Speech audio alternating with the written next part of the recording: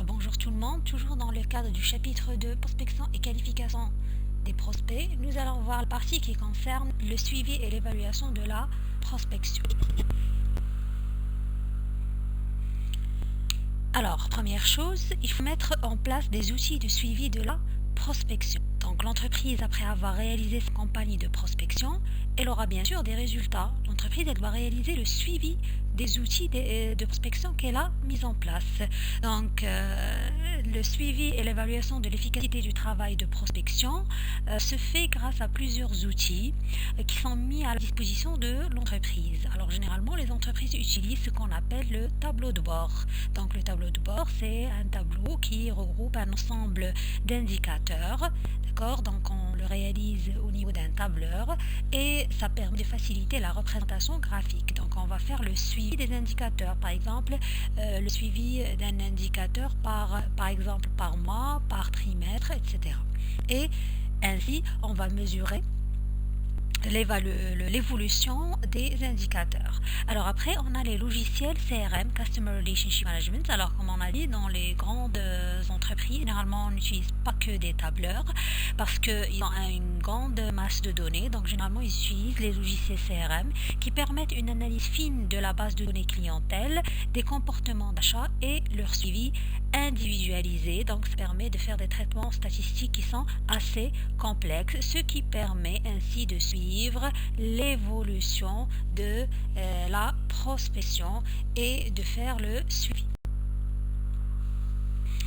Alors, donc, après avoir mis en place les outils qui permettront de suivre la prospection, grâce notamment au tableau de bord ou bien au logiciel CRM, on va analyser les résultats obtenus grâce à une campagne de prospection. Alors lorsqu'on dit une campagne de prospection, elle peut concerner une cible précise, mais on peut utiliser différents moyens de prospection et différentes opérations. Par exemple, dans la même campagne, on peut utiliser le publipostage et la prospection téléphonique, ou bien on peut faire par exemple une prospection téléphonique suivie d'une visite client. Donc, une fois la campagne de prospection terminée, il faut analyser ses résultats. L'objectif de cette analyse, bien sûr, l'objectif de la prospection, c'est de transformer les prospects en clients. D'accord? Donc, une fois le prospect passe son premier achat, il va devenir un client. Donc, l'objectif, c'est d'obtenir des commandes. Et d'accroître le chiffre d'affaires de l'entreprise. Donc, ce sont les objectifs initiaux de la prospection. Alors, on peut représenter la chaîne de prospection comme dans l'exemple suivant, parce qu'on a dit que après le premier contact, le suspect devient prospect. Il entre alors dans une chaîne de prospection. Alors, qu'est-ce qu'on veut dire par chaîne de prospection? On va donner un exemple pour mieux comprendre. Alors, par exemple, l'entreprise, elle a une cible de prospection de 2000 prospects, donc elle a contacté 2000 prospects, c'est le nombre de prospects contactés. Sur ces 2000 prospects, elle a eu un nombre de réponses intéressées égal à 500. C'est-à-dire, même si on réalise la prospection, les prospects ne vont pas être tous intéressés par notre offre. Donc, dans ce cas, sur 2000 prospects contactés, par exemple, sur 2000 visites réalisées, on a eu 500 réponses intéressées. Donc, intéressé, ça ne veut pas dire que le client il a passé commande, mais il a juste montré son intérêt pour les produits de l'entreprise. Donc, ainsi, il devient un prospect froid. Alors après, donc le client, il va demander, par exemple, un certain nombre de clients vont demander des devis.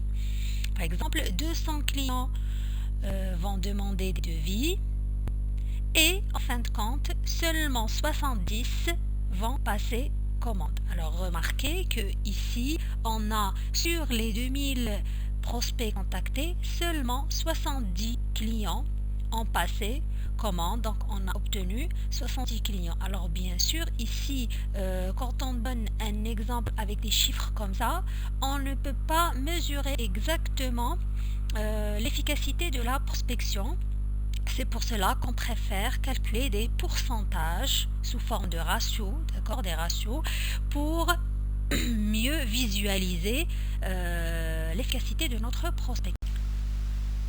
Remarquez que la chaîne de prospection qu'on a vue précédemment se présente sous forme d'un entonnoir, c'est-à-dire qu'au début on a un grand nombre de prospects contactés égal à 2000 et à la fin, remarquez qu'à la fin on a juste un petit nombre de commandes égal à 70. D'accord? Alors, quand on dit le suivi de la prospection, généralement, on a dit on fait le suivi d'indicateurs. Donc, d'abord, il faut préciser quels sont ces indicateurs avant de faire leur suivi. D'accord? Ce qui nous mène à passer à la partie qui concerne l'évaluation de la prospection.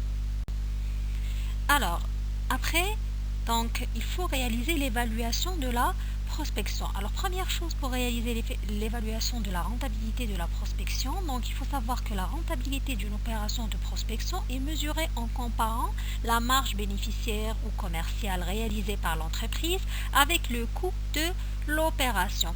Donc, évaluer une action de prospection consiste à réaliser le calcul du coût de prospection, c'est-à-dire parce que la prospection, elle va engendrer bien sûr des coûts. Par exemple, dans la prospection téléphonique, on aura le coût de l'appel téléphonique, le coût du prospecteur. Dans la prospection, par exemple, par publipostage, on aura le coût, par exemple, des courriers, le coût d'envoi, etc. Donc, par exemple, la prospection par visite, on aura des coûts de déplacement, les coûts de restauration, d'hébergement, etc.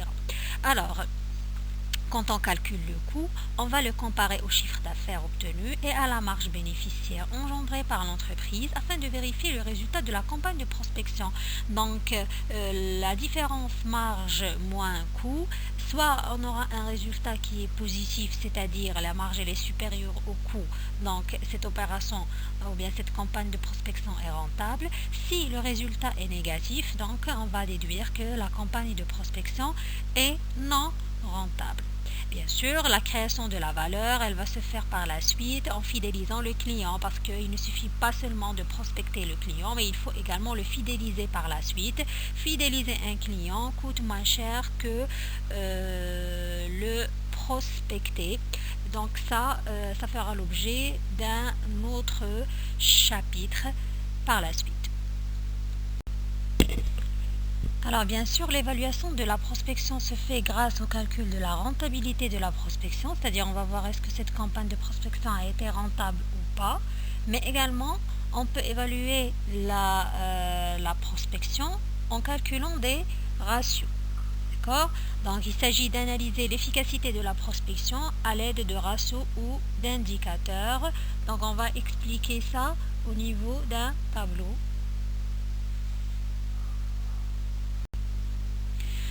Donc, alors ici, on va donner les ratios les plus importants, on dit soit ratios, soit indicateurs, d'accord, les indicateurs des efforts de prospection, donc ce sont les plus importants. Donc, bien sûr, l'entreprise, elle doit garder des traces de contact obtenues à l'aide des fichiers prospects, des rapports de visite, bien sûr, ou bien par la mise à jour de sa base de données client pour effectuer un suivi. Donc, il existe des indicateurs, comme on a dit, qui permettent d'évaluer l'effort des commerciaux pour une opération de prospection. Donc, le calcul de certains ratios est bien sûr incontournable. Alors, le premier ratio qu'on peut calculer, c'est le taux de prospection. Le taux de prospection égale au nombre de prospects contactés sur le nombre total des contacts fois 100. D'accord? Donc, quand on dit le nombre de prospects contactés, si on est dans le cadre d'une visite, on va mettre le nombre de visites de prospection sur le nombre total des visites. Par exemple, le vendeur, il ne va pas réaliser que des visites de prospection. Il peut réaliser des visites de prospection et en même temps des visites de vente et des visites, par exemple, de fidélisation. Sur l'ensemble des visites qu'il a réalisées, combien de visites ont concerné la prospection? D'accord? Bien sûr, l'ensemble des contacts qu'il a eu, par exemple, combien il a contacté de prospects. Donc ça, c'est le taux de prospection. Deuxième ratio, deuxième indicateur, c'est l'efficacité de la prospection. Est-ce que cette prospection a été efficace? D'accord? Donc, pour cela, on met le nombre de prospects contactés sur le nombre total des prospects selon le fichier.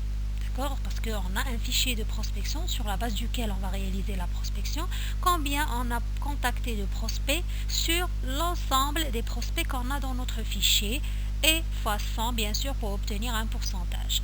Alors, efficacité du prospecteur, c'est-à-dire de la personne. Est-ce que cette personne elle a été efficace dans son travail? Est-ce qu'elle a su convaincre la personne pour l'intéresser? Donc c'est le nombre de prospects intéressés sur le nombre de prospects contactés. Par exemple, sur 100 prospects contactés, 50 ont été intéressés. Donc ici, on peut mesurer l'efficacité de ce prospecteur. D'accord? C'est pas la même chose que par exemple si un prospecteur il va contacter 100 et on n'aura que 2 prospects qui sont intéressés. Donc ici, on peut remettre en question l'efficacité de la personne qui a fait la prospection. D'accord? Donc tous les ratios, on les multiplie par 100. Alors après, le taux de réussite de la prospection, c'est le nombre de nouveaux clients. D'accord? Le nombre de nouveaux clients. Alors parfois on dit le taux de réussite de la prospection, parfois on dit le taux de transformation d'un prospect en client. Donc c'est le nombre de nouveaux clients sur le nombre de prospects contactés. D'accord? Donc ce sont les indicateurs les plus importants qui permettent d'évaluer l'effort de prospection qui a été réalisé, mais ça n'empêche qu'il existe également d'autres ratios. Par exemple, on peut calculer le chiffre d'affaires moyen réalisé par chaque commercial. On peut réaliser le chiffre d'affaires moyen soit mensuel ou bien trimestriel sur une période donnée, etc.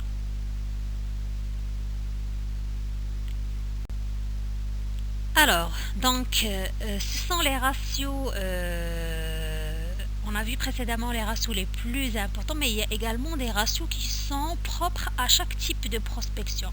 Par exemple, dans le cadre de la prospection par publipostage, on peut calculer le taux de retour ou de remontée. C'est-à-dire, on va envoyer des publipostages, combien on aura de coupons retournés. D'accord? Parce que généralement, dans les publipostages, on peut mettre, par exemple, les coupons réponses. D'accord? Donc combien le nombre de coupons retournés sur le nombre de lettres envoyées, ça peut nous donner un indicateur qui est le taux de retour ou de remontée. On peut ainsi, grâce à ce ratio, mesurer l'efficacité ou la qualité du courrier. Est-ce que le courrier il a été assez clair, assez précis pour intéresser le client et le pousser à renvoyer le coupon réponse. Deuxième ratio qui est propre ici à la prospection téléphonique, c'est le taux de retour également, mais pas le retour des coupons, mais ici le nombre de rendez-vous obtenus. D'accord? Donc parfois on dit le taux de retour ou bien le taux d'obtention des rendez-vous, ça dépend. Donc le nombre de rendez-vous obtenus sur le nombre d'appels réalisés. Par exemple, sur 100 appels réalisés, j'ai obtenu 25 rendez-vous. D'accord? Donc ça permet ici également de mesurer l'efficacité de l'argumentation téléphonique qui a été réalisée, et on peut ici améliorer par exemple l'argumentation téléphonique en mettant en place par exemple des techniques préalables, un plan d'appel téléphonique, croc ou autre, etc. Donc avec ça, bien sûr, on a terminé cette partie qui concerne le suivi et l'évaluation de la prospection. Bien sûr, si on réalise une campagne de prospection, il est nécessaire de faire le suivi et de faire l'évaluation pour mesurer est-ce que cette opération de prospection a été rentable ou pas, pour pouvoir l'améliorer par la suite, pour pouvoir faire des modifications, des changements sur la façon de procéder, etc. Donc c'est indispensable pour la suite également, pour voir combien on a obtenu de clients, pour pouvoir voir est-ce que ces clients doivent être fidélisés, etc. D'accord? Donc, alors je vous remercie pour votre attention et à une prochaine vidéo.